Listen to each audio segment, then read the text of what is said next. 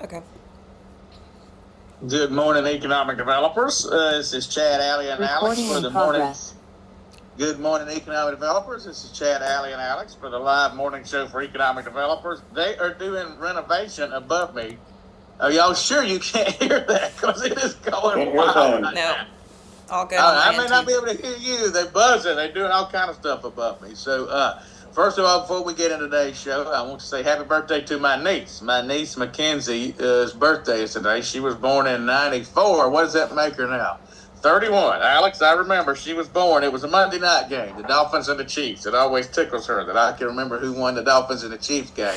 Joe Montana was playing for the Chiefs. Remember he had like one season where he left the 49er? Mm-hmm. And I was a little boy, so all the families, wherever they are, waiting on her, and I'm in the waiting room watching the Dolphins and the Chiefs battle. And so I can always tell her that was her birthday. So happy birthday to her. Also, I want to start... I was the economic developer in Lawrenceburg, Tennessee for 2 years, from 2008 to 2010. And our county attorney, Charlie Hope, passed away yesterday. And Alex, he was the David Denton of Lawrenceburg, to kind of give you an idea. He really taught me how to put a deal together. And so he was a great, great guy, very, very interested in helping the community. I mean, very much interested in that. So I want to... if anybody in Lawrenceburg is watching, I want to say that we obviously think of him and his family, and I personally will miss him, and I learned a lot from him. Probably wouldn't be sitting here today without him. Alex, what do you think of the Bucks-Falcons game last night before folks flowed in? Usually Josh Finn watches our show. He may have been in Tampa. He goes to a lot of those games. He's probably on cloud nine. He would let me know if he was in Tampa. I'm sure he watched the game, though. I didn't get to watch it, so... I do know that I got stuck in traffic yesterday with everybody heading up to Tampa for the game, and there was a lot of people going. So I assume it was sold out. Tampa's got to beat Carolina now. They're not going to make the playoffs after they blew that game. So Army and Navy play tomorrow. I always enjoy watching the Army and Navy game. I need Army to win for our football contest. And Kentucky plays Indiana in basketball tomorrow. Is that at Rupp or is that a neutral site game? Do y'all know? I think it's a neutral site game. Yeah, I'm not sure. Are they playing in Louisville? I don't know where they're playing. But I know they're playing. I know if Kentucky doesn't win, y'all are in trouble. You can tell how interested. You keep up with Kentucky basketball more than I do, Chad. That's good. I was going to say. I know, yeah, you all are totally know that's bad. I mean, you're like Alabama football fans. Now you don't even know who you're playing or where you're playing them. So that shows how bad it is. I just saw this morning on my Twitter that it's 10 Tuesdays until Mardi Gras. That passed through. So we will be getting ready for Mardi Gras. Allie, I need you to remind me today for all the people coming to our Mardi Gras, I usually record a video for them with my food recommendations. Go here, go there. I need to record that because Mardi Gras, I need to get that out before Christmas because they may, we only need to send it to people coming, but they may be looking for recommendations. So let's go ahead and get started. We have a ton of new industrial announcements from this week. Not all industrial, but some other interesting announcements that I will talk about. And Allie and Alex just mentioned to me two more that's not even on our list. I've never seen so much activity for the second week of December. So I'm going to try to go through these real quickly. Some of them I may want to go learn something else about. Swire Coca Cola has announced a 620,000 square feet, 170 job, $475 million investment at the Colorado Springs Airport in the Peak Innovation Park. This next one's going to interest Alex. So In-N-Out Burger used to only be on the West Coast, and they claim that they never freeze their beef. Allie, have they moved their headquarters to Tennessee? Yeah. I can't remember. Yeah, they moved their headquarters to Franklin and are opening, I think 3 locations opened. But yeah, they moved here about a year ago, and this week the locations finally opened, and it was a frenzy, as you can imagine. So they moved their headquarters to Tennessee a while back, and or Dallas one. They used to be only on the West Coast. But anyway, this week they opened their first 3 actual stores you can go in and buy the In-N-Out burgers. They opened up all 3 the same day? No, they did Lebanon and Antioch earlier and Murfreesboro today. So if you're anywhere near Murfreesboro, Tennessee, they're opening the In-N-Out burger today. It's the first time. So I will tell this on Alex. So when Alex lands in Las Vegas, well, I hadn't been with him out there in 5 or 6 years, but used to when he landed in Las Vegas, first place he goes In-N-Out burger. Is that still the case, Alex? Well, they've added that one over by the link that you can walk to, but used to, before that one in the link was there, I would stay at Mandalay Bay. I'm an MGM guy, but I would stay at Mandalay Bay because there was a little way you could take the shuttle over to Excalibur, walk under the highway, and walk to the In-N-Out. It'd take me about 40 minutes. This is before there was one at the link. So, yes, that is always my tradition when I land in Vegas, to get one good, cheap, greasy meal before I go dine at Carbone all week. And if folks haven't been to In-N-Out, what's the special? I mean, I like it, but what makes it so good? I mean, because now you got a whole bunch of people in Tennessee. A lot of people aren't big fans of it. Just really depends. I feel like it's kind of like I don't want to say nostalgia, but like you used to only be able to get it whenever you'd go to like LA or like Southern California, and so like it was this like coveted things that for you to go. But I mean, there's places in Nashville that do the whole animal style sauce like now that it tastes identical to it, and I'm not going to wait. You're probably right with that, because I do a lot of work around Dallas, and there's tons of them there, and I don't even pull off and eat them anymore. Yeah. Because it's far more accessible than it was. So. But they have a whole hidden menu too. You can go Google and see that hidden menu. So I do like them. Next, and I want to pull up this one to read exactly what they're doing. Eli Lilly this week announced, and all these announcements we're telling you is from this week. Maybe we got one or two that's not, but I think they're all from this week. Eli Lilly announced a $6 billion, 400 and some odd job manufacturing plant in Huntsville, Alabama. And I want to see what they're going to be. I'm Googling it now. I want to see exactly what they're going to be doing there. It says the company's in the process of reshoring its overseas production, bringing medication back to the U.S. Officials say the site will be those that will manufacture some drug that I can't say, or for glipron. I don't know how to say it. Oh, small molecule GLP-1 receptor. So they came out with, you all been hearing about these shots, the GLP-1 shots that are helping people lose weight. They've now got a pill that you can take for it. Matter of fact, we bought some stock in Eli Lilly last year when rumor was they could do this, Alex. So looks like they're doing it now. So our Eli Lilly stock ought to be going up. I didn't even know that when I clicked on that. So it looks like what they're going to be manufacturing in Huntsville, among other things, is a pill for the GLP-1 shot that helps people with diabetes and lose weight and all. So that's what they're going to be doing there. In South Dakota, the city of Watertown, South Dakota, received a $500,000 grant from the South Dakota Governor's Office for Economic Development for a 25-foot sanitary sewer lift station in Forest, Maine at their industrial park. It's going to help them grow their industrial park from 73 acres to 200 acres by getting this infrastructure. I did a board training this week in Myrtle, Georgia, and we talked a lot about infrastructure. Sewer infrastructure is very expensive, and in a lot of our country, it's a problem. And so anytime you can do what they have just done, Watertown has literally grown their industrial park by three times by now having a sanitary sewer lift station in Forest, Maine sewer to it. Coastal Ready Mix is opening a new concrete manufacturing location in Horry County, South Carolina, creating 19 jobs. This is interesting. Last night, Senator Tommy Tuberville put out a video that Fannie Mae, which is the mortgage processing group, is moving their headquarters from San Francisco to Birmingham. He made a big to-do. He said, I got a Christmas present for Alabama people. I've not seen Fannie Mae make that. I don't know what politics may still be behind it. But and a lot of jobs with it. So Senator Tuberville last night... How many jobs? I don't know that he said that. It was a Facebook post he did. And he's also running for governor of Alabama. So he said this was his Christmas present in Alabama. Is Fannie Mae's moving their headquarters from San Francisco to Birmingham. Birmingham used to be a big financial center, still is with Regions and some other ones. So I think there's a real effort to do more there. Mantis Space, which was founded in Kennesaw, Georgia, the home of Alex's bet last week. We'll get to Alex's bet here in a minute, but they have announced they're creating 200 jobs at $180,000 a year in Albuquerque, New Mexico, for their headquarters and advanced R&D manufacturing facilities. These are all this week.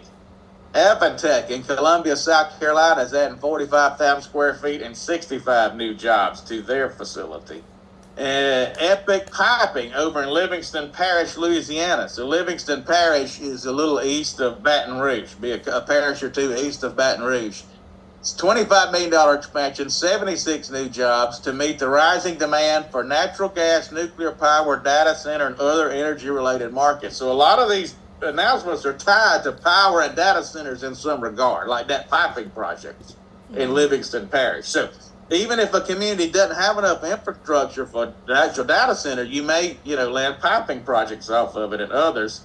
And then Tate opened a new manufacturing facility in Pocahontas, Arkansas this week, creating 200 new jobs. And they also have solutions for data centers. So that project is going to Pocahontas. So those are the ones that actually either people sent me or they, crossed my email through the various newsletters we get. And you all mentioned something going to Louisville, Kentucky that I didn't even have in this list. What was it? Yeah, so this morning, Louisville Economic Development announced that Anthro Energy, which is out of San Jose, California, they have chosen Louisville to put the first large-scale U.S.-owned and operated lithium-ion electrolyte production facility. And so it's going to be about $38 million.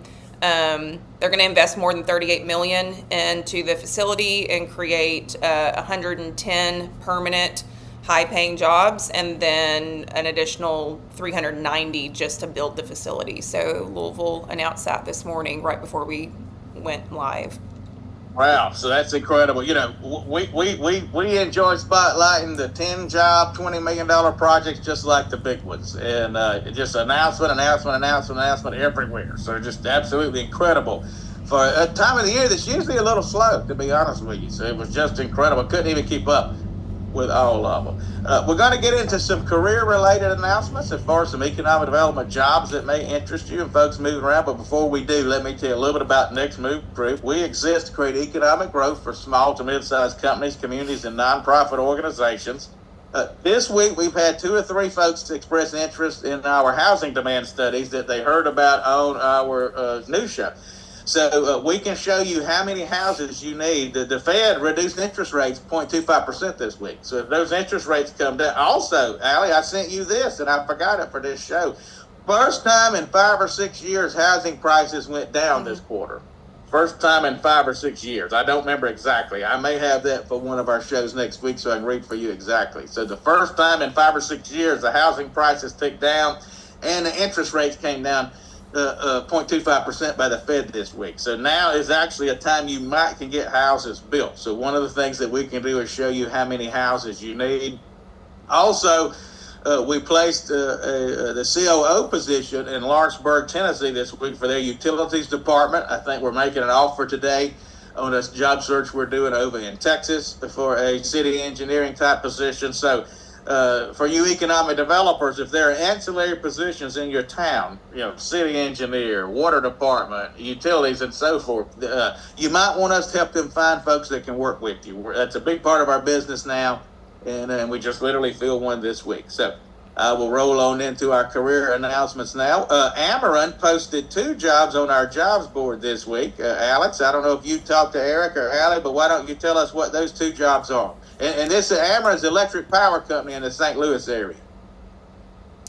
Yeah, Alex, you were going back and forth with Eric on those if you want to chat about the 2 of them. Yeah, well, I know they're hiring 2 positions on the Illinois side. So Amarin, I know we talked a little bit about this Monday on the show, but Amarin is the power company through lots of Illinois as well as Missouri. So they have divisions on both sides. And these are 2 people they are hiring in the economic development division on the Illinois side. Yep. What's title, one? It's like one of them, the economic development manager, and one of them's like a BRE. It's the manager of economic development, and then the key accounts manager as well. So those. And if folks want to see that, you can go to our website at the top and click Jobs Board. It will be in the scroller that you're seeing at the bottom of your screen. I believe if you go to jobs.thenextmovegroup.com, you will be able to see both of those positions, how to apply, so on and so forth. I will say. Well, that's what I was going to say on the economic development jobs board side of things. We also got a posting from the city of Hampton, Virginia, for Senior Manager of Real Estate Development, but that role is going to be working really closely with the EDA there. So they're looking for an economic development minded person to step into that role too. So. And isn't Leonard Sledge in Hampton? Yep, he is. I reached out to him about Hampton, that. I'm Googling. Hampton is just north of Norfolk. So it's over there, Virginia Beach, Norfolk. Right across the bridge from Norfolk. Yep. Virginia on that one. I saw where the Development Authority of Clayton County, Georgia, which is in Metro Atlanta, is searching for a new president and CEO. They're using the Chasen Group, which is a group out of Georgia that does executive searches. They do good work. So go to thechasengroup.com if you want to find out about that position and learn more about it. And Allie, I think you found where a few positions have been filled by folks. So tell us who's going where. Yeah, so the city of San Angelo, Texas has appointed Ryan Gaddy as their next economic development director. He's been with the city since 2018 as their assistant finance director. So congrats to him on that, moving over to that role. And then the next one was Jefferson Township, Ohio, has hired Tom Vanderhorst as their new director of economic development. And he was previously a financial specialist for the Richland Area Chamber and Economic Development Corporation there. So. All right. Well, Alex, I have got a Zoom in 3 minutes. We got a late start today. I've got a Zoom in 3 minutes. But your betting tip last week was Kennesaw State. They won. They went 1-0, which is where Manta Space was founded, which is one of those projects I talked about. $180,000 salaries, 200 jobs they're doing in Albuquerque. So, do you have any bet? There's no more college football, but Army, Navy. Started off the show good last week, went 1-0 with the Kennesaw State play. We also gave out an unofficial lean on Indiana over Ohio State, which hit. So, so far so good on the plays. Nothing on Army, Navy. It's going to be a close game. The lines are fair. But on the NFL, we're going to go to L.A. for the L.A. Rams-Detroit game. The line has moved up to the Rams -6. That is still a play at that number on the L.A. Rams. Be comfortable with that. It may tick down to -5.5 again because the Lions are a very public team. So monitor that line before you play it at -6. See if you can grab it at 5.5.